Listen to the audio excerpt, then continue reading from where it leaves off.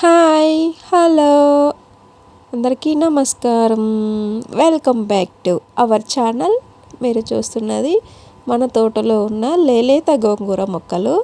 మన తోటలో పెద్ద మొక్కలు ఉన్నాయి, గోంగూర మొక్కలు. అవి తీసేసిన తర్వాత వాటి విత్తనాలు మన తోటలో పడేసి చాలా చిన్న చిన్న మొక్కలు అయితే వచ్చేసినాయి. ఇవి కొంచెం అంతే ఉన్నాయి, అయినా కానీ పూలు పూసేసి కాయలు కాస్తున్నాయి. దానికి కారణం ఏంటంటే మనం ఆకు అనేది తెంపకపోవడం వల్ల. మనం ఆకుని ఎప్పుడైతే తెంపుతూ ఉంటామో అప్పుడు పువ్వు కాత అనేది లేటుగా వచ్చేస్తుంది. మనం ఎప్పుడైతే తెంపకుండా ఉంటామో వాటికి ఎమ్మటే పూత కాత వచ్చేస్తూ ఉంటాయి. అందుకని చెప్పేసి ఈరోజు నేను గోంగూరని హార్వెస్ట్ చేస్తున్నాను ఫ్రెండ్స్. చిన్న చిన్న లేలేత ఆకుల్ని నేను హార్వెస్ట్ చేస్తున్నాను, ఎందుకంటే చెట్టు ముదిరిపోయి మనకు కాయలు రాకుండా ఉండడం కోసం, మళ్ళీ ఎక్కువగా ఆకు మనకి గుబురుగా రావడం కోసం అని చెప్పేసి మొదల్లో ఉండేటటువంటి ఇగుర్లతో శుద్ధాగా తెంపేస్తూ ఉన్నాను ఈ ఆకుల్ని.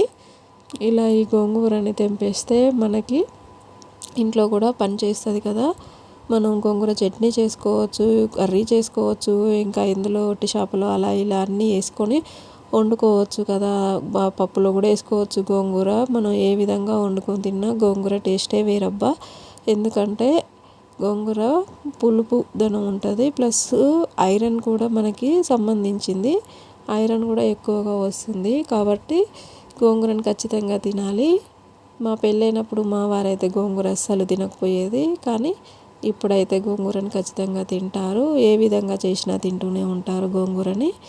మా పిల్లలకు కూడా గోంగూరని నేను అలవాటు చేశాను, ఎందుకంటే ఇది మనకి ఐరన్కి మంచి ఆకుకూర, ఐరన్కి సంబంధించి.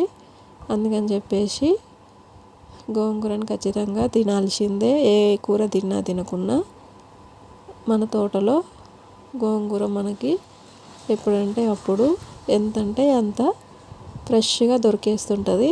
మనం ఓపికండి హార్వెస్ట్ చేసుకొని వంట చేసుకోవాలి.